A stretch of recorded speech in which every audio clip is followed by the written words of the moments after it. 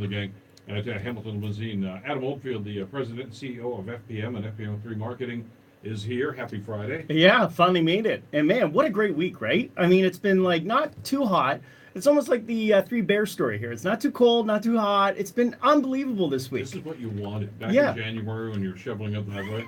You wanted summer without the humidity. That's right. And we got that this week. This has been probably the best week I think I've ever experienced. And in fact, I actually keep stepping outside with my. This is the best part about technology. You can step out with your phone, with your laptop, set up on a picnic table down by the harbor front, and you can work. Grab yourself a coffee and literally work remote. So yeah, I've been really soaking up this unbelievable weather. So and keeping up with my tech life here. So with all the great things happening with Prime Day, I mean, I've inundated the garage with all sorts of amazing deals. The garage must be full right now. You go crazy on this. I love Prime Days. Amazon Prime Days is like Christmas in the summertime, and they picked the perfect time for it. And it's funny. I did actually try to sign in, and there was a lot of people trying to do the same, and it was overloaded. I kept seeing Puppy Dog saying, "Sorry, we're having problems." I'm not sure if anybody else did, but on Prime Day they were having a lot of technical issues because of the amount of volume of people across Canada and the U.S. trying to sign into Prime Day. Okay, put some numbers on it. What do they do? In one day, now again, it's not 100% disclosed, but they did the numbers, right? And so more or less, it came down to just over $4.2 billion is what they said they made in a day. In a day, still less than what Google got fined, but it's we'll talk about that in a couple of minutes. But we're talking billions of dollars. I always like to say this in business when people start talking to me about like, oh, it's worth 6.4 billion. Like when you're using words billion, you got to really understand the distance between thousands and millions. It's a lot of crock pots. It's a lot of crock pots, and that's what Canadians bought, 300,000 crock pots. I'm thinking of all the things that Canadians need, a crock pot was probably not on the top list. I thought they would want. Can you believe that? Yeah, number one purchase was 300,000 total crock pots in Canada. Now, mind you, up until yesterday, if you were using Alexa, you were capable of being able to tell Alexa, this was pretty cool. You could, prompt Alexa and say Mulligan, and it will give you a little bit of a deal. They would actually offer when the deal was done for Prime Days, anyone with an Alexa was going to be able to continue to get a few Prime Days. So keep that in mind. Next Prime Day, remember the word Mulligan because they had some fire sales, probably over inventoried on crock pots. I don't know. Geez, we thought we'd have 500,000 of these. Canadians are a little shy this year, so it was a good deal though. It was a really good deal. That's really bizarre. Crock pots is. That's why I thought it was relevant. I'm like, really? I kind of figured it would be Kindles, smartphones, iPhones, and there were some pretty good deals. But no, the crock pot was the deal of the day. 300,000 speak for it. That's a small community. I mean, literally with a crock pot. It is. That's typical Canadian, right? Oh, winter's coming on. That's right. Hey, we got to get our crock pot on. That's a good deal. Hey, you can't get that kind of deal anywhere else here in Prime Day. Go Alexa. Yeah, you bet. Okay, at the other end of the technological spectrum, you've been talking to us a lot about retinal scanning, and I guess that's going on in a big way in Sydney now. You know what? We spoke about a year ago that it could be coming. They're talking about the technology is here. It's official. Sydney, Australia is now letting residents use their fingerprints, their retinal, and their facial scan because the 3D scanning is so adept now that they now no longer, when you travel into Australia as a citizen, you step into a glass case. Several cameras take a retinal scan. We have it in Canada. When you go to the Canadian border, if you've got a Nexus, I have the retinal scan when I travel, and it's really handy. You walk in, but there's still paper. I still have to meet with a border crosser just to more or less validate the paper. In this case, you walk through a booth. It scans you within a matter of less than 15 seconds. They know who you are. Your face is your identity, and everything about you has now been confirmed with the border. The door is open, and you may now proceed. So you don't longer have to remember, oh, did I forget my passport? This is something they're really streamlining in Australia. Makes sense. I mean, when you're flying from London to Australia, or my niece actually lives in Australia, and I know when she came up to visit, we had a death in the family. I remember she flew in right from Sydney for 22-hour flight. Wow. And got there in time, and that's Zonchi. Can you imagine, like, now you got to stand in line and wait patiently and stamp your. That's all done. That's a thing of the past. Australia, kudos to them for really ramping that up. But yeah, it's probably going to be coming here sooner than later. All right, now we've talked about this as long as we've been doing Tech Talk. I mean, there's all sorts of incredible innovations that have happened. But the one thing that they've always been slagging behind is how can you make it more efficient to buy KFC chicken? Well, this is why. And leave it to the Chinese. You know, we talked about the passport coming in. That makes sense. Yeah. I mean, our government, our representatives that are out there protecting our best interests. But when it comes to buying chicken, you know how irritating it is when you're standing and you're hungry. A bucket of chicken does. You need to get moving here. I mean, so KFC in China has set it up that you can pre-register with your phone number. The 3D camera technology allows to monitor all sides of you. At that time, it will then let you smile, and your smile will authorize payment for your bucket of chicken at KFC. Yes, so no more, let me get my phone out, let me get my access, let me get my watch. All of it will now be easily done with a big, the price will be $3.89 for your 3-piece chicken. Sounds good, that's pretty cheap actually, but whatever the price is, and you smile, all right, stand over, you're number 43, your payment's been processed. Jeez, and you get a free, I don't know, there's always a value added for that sort of stuff too. Well, yeah, if you want side salad or you want to grab yourself a little macaroni salad. You've talked about the Galaxy S10. What's going on with that? Well, this is something I thought was relevant and it's official. And this is something I really wanted to share with everyone is the fact that the Galaxy S10 is not here yet, but we've noticed that the Note 9's coming. We talked about that a few weeks back with the stylus. We've seen the S9 come to the market.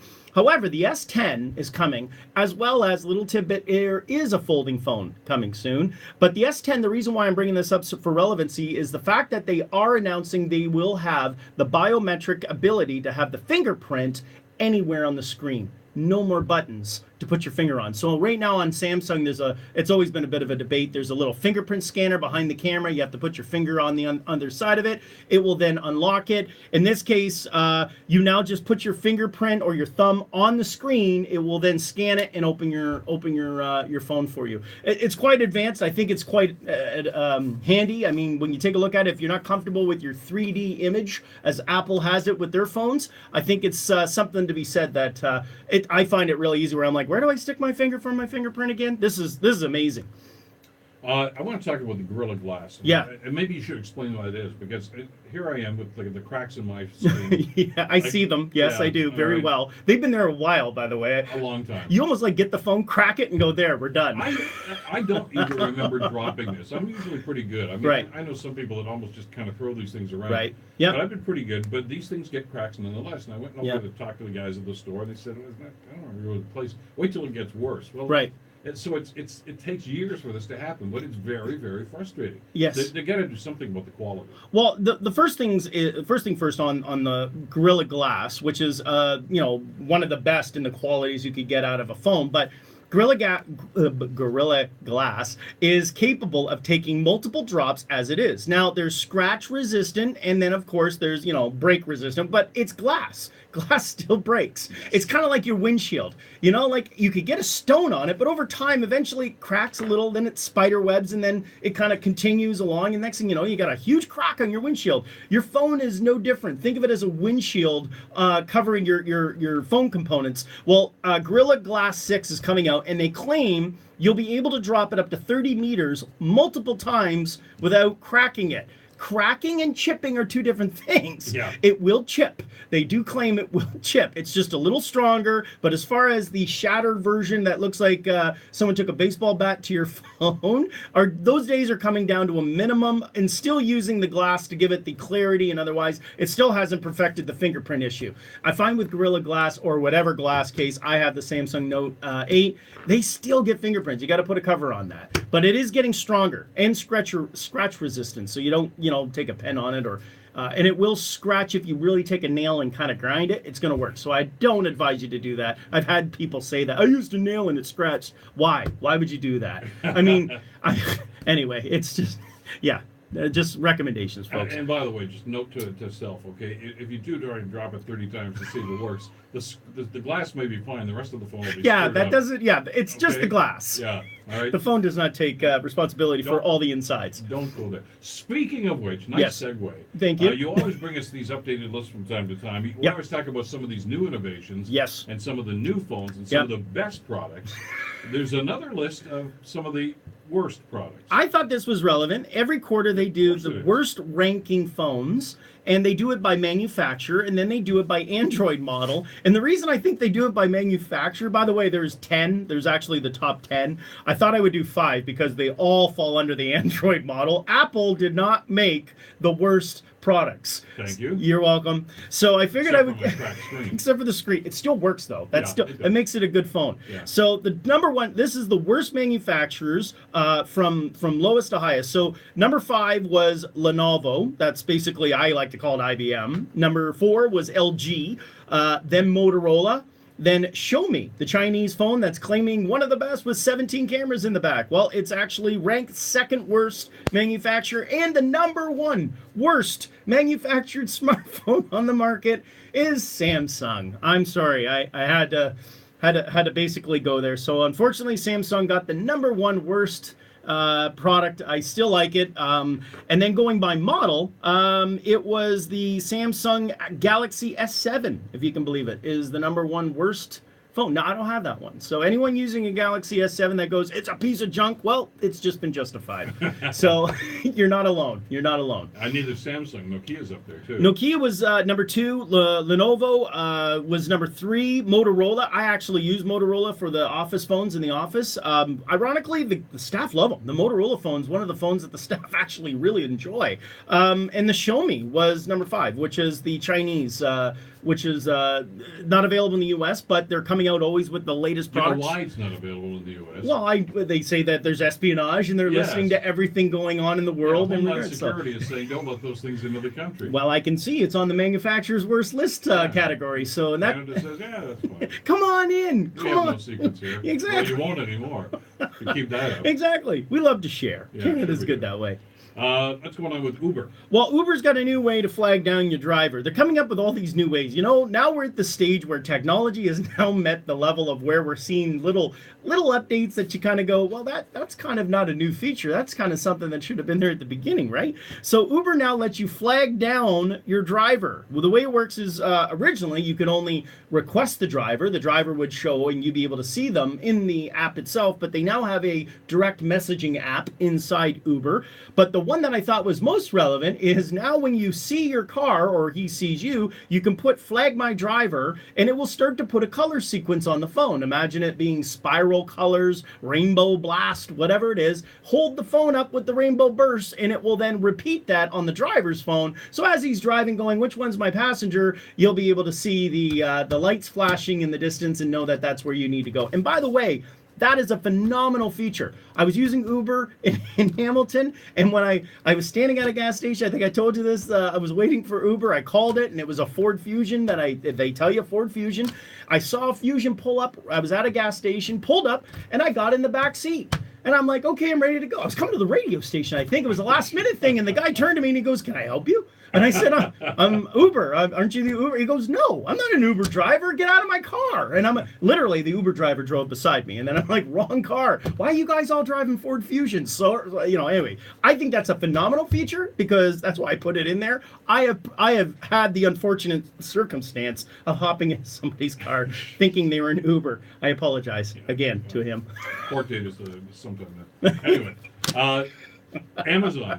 This is an interesting partnership. Walmart and Netflix. Yeah, well, what's happened is we could see that Walmart doesn't. Walmart's the king of the retail physical locations. Sure. Amazon's the king of the online retail location, and we know Netflix has taken over the blockbuster rental movie streaming TV show location, and Walmart doesn't want to be outdone. So get ready. You will soon be able to buy a Walmart streaming software service. Walmart is getting into the game, and it's not about to leave. We know that Amazon's in the Prime industry where they offer their video services. Well, now Walmart is going to be offering the same. So get ready. In the next year, you will be able to choose between Netflix, Amazon, Disney, and Walmart. Those will be your 4 choices in the near future. And the key ones. There's a lot of other ones, but those are the key ones. All right, speaking of Netflix. Yes, new app coming out. Getting tired of trying to figure out I don't know about you, but I use Netflix when I'm kind of like zoning out for the day or I'm putting it on to go to bed. I always find Netflix is like one of those so complicated things, even though it's supposed to be organized. Michelle uses it a lot, and I don't even know when I'm signed in. I'm like, really? Orange is the New Black? That's what I watched last? And then I'm like, oh, wait, that's not me. Okay, hold on. I got to sign out. Netflix has a new layout. Get ready if you've updated your smartphone or your Android box or, your TV, your Roku TV. Upgrade it. You're going to love the new features. They're trying to make it a little easier for users with Netflix to actually see what they last saw in a more structured format. And right now it seems clustered yet organized, and they say that they're going to be giving a much easier way to visualize your Netflix programs. That's a valid point. It is. When they first started, I thought it was a better system than what they have now. Yeah. It's very confusing. Very now. confusing. And you're right. It's like, I didn't watch that. What do you mean continue watching? I never watched it in the first place. I'm sure Orange is the New Black is a great show. I believe I've heard a lot of people speak about it, but I'm kind of like, you're on episode 12, season 5, and I'm like, what is... No, I'm not. Where'd that come from? Would you like to watch other similar shows, Wentworth? And I'm like, I don't want to watch any prison woman shows. This is not my choice. Where is this coming from? No, I don't want to watch more shows like this. I want to know when I watch that. How do I get rid of this cycle? Where's the clear the cache? I want to remove this from memory, not look at more options. So yeah, get rid. Yeah, certainly hope they improve that sooner than later. 2017, 2018 have been bad years for Google when it comes to fun. Well, obviously Facebook's had a pretty rough time, but Google's catching up. Yeah, Google got slapped hard. I mean, with this European Union now passing the new laws that we've heard about, and you maybe saw what, cookies, do you accept this page? Well, it was without hesitation that the minute it was officially legal, they got slapped with this massive bill in euros, 4.6 billion euros, which, by the way, equates to about 6 billion Canadian. And I thought what was relevant about this is that $110 billion US is what Google earned. 110 billion. So 148 billion of Canadian currency converted is what they're earning in a total year.